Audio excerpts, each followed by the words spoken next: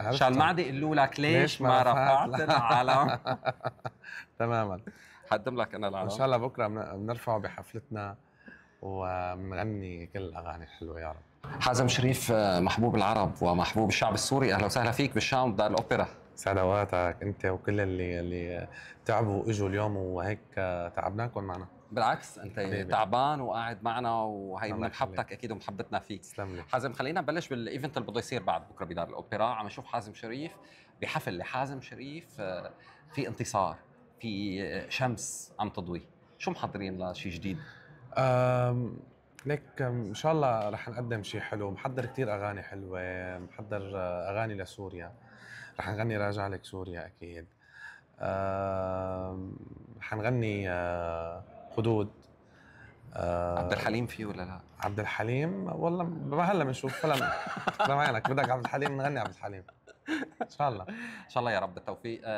حازم، انت من الناس يلي ما كانوا اخذين حقهم صح بالفترات الماضيه، وهلا تعتبرها بدايه، نقطه بدايه جديده لحازم شريف بسوريا. يا رب. انا بتمنى انه حفلتنا اللي حتكون بعد بكره حفله تكون حلوه، حفله تكون بتشرف سوريا، وبتمنى انه تكون هي بدايه حلوه لإلي عن جديد بسوريا، اقدم فيها كل اللي انا بدي وصله للناس بصوتي يلي ما وصل قبل. اللي ما وصل قبل. تمام. حازم، اذا بدنا نروح على قلعه حلب وحازم شريف بده يكون بمشاركه فنانه بقلعه حلب، مين اول اسم بيختاروا حازم؟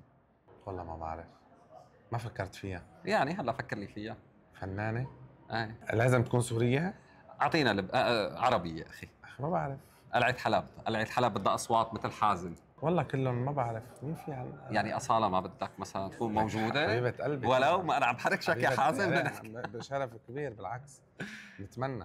إن شاء الله يا رب. عم نشوف مؤخرا تواجد سوري قوي عربيا مكسر الدنيا. عم نحكي عن فنانين سوريين فعلا، إن كنا عم نحكي عن شامي، عن أمجد جمعة، عن فؤاد جنيد، عن بيسان إسماعيل، عن نصيب زيتون، عن حازم الشريف، عن كوكبة كتير كبيرة من الشباب السوري اللي مأثبت. طبعا بغض النظر على الالوان، اكيد كل واحد له لونه. اذا بدي اسالك اعطيني اسم بترشحه يكون هو من اقوى الاصوات بين الاسماء اللي انا ذكرتها. اقوى الاصوات؟ اي كصوت. كصوت حاسالك بعدها كاريزما، حاسالك بعدها شكل، هلا كصوت. كل حدا بيتميز بشيء، كل حدا بيتميز ما فيني حدد ولا اسم، لانه في يعني في اسماء تملك اصوات حلوه، في اسماء يمكن عم تقدم قصص حلوه. في نصيف بالموضوع. نصيف صوت حلو. كلهم اصوات عم ساعدك حلوة. ليك حازم، بدنا نتفق، ما بدي ساعدك انا. كلهم اصوات حلوه والله. والله. مين اهم كاريزما؟ هلا بقول لي كلهم. اخي بنحبكم كلكم. كل حدا اعطيني اسم. والله كل حدا عنده، والله كل حدا عنده كاريزما. رجعك لايام جو لايف. والله كل حدا عنده كاريزما. ما في يعني ما فيني انا، يمكن ما انا اللي بقرر، يمكن العالم هي بتقرر. العالم مين مقررها؟ مين اقوى ارقام على السوشيال ميديا؟ ما الارقام مش هي يعني في عالم عم بتغش بالارقام. لا مش هي يعني الرقم مش هو اللي فيك تبني عليه النجاح. النجاح مش رقم. لكن النجاح شو تعريفه عند حازم؟ النجاح هو انك تعمل بصمه، تعمل شيء حلو، تعمل اغاني حلوه. في عالم تقدم اغاني حلوه، في عالم عم تنجح، بس مش اذا عملت رقم معناها هي ناجحه. لا. بتشكك انت ببعض الارقام دون تسميات؟ لا انا بحكي ما مش ضروري، مش عم بحكي انه انا عم شكك، بس حتى لو كان في ارقام صحيحه مش هي اللي بتحدد النجاح. انا هذا اللي عم افسره. وجهه نظر اكيد. في ارقام طبعا، ارقام وفي اغاني حلوه، بس مش الرقم هو اللي بيحدد النجاح. الغنية ناجحه. اخر غنية علقت براسك لغيرك اسم؟ ما هلا فضل صراحه.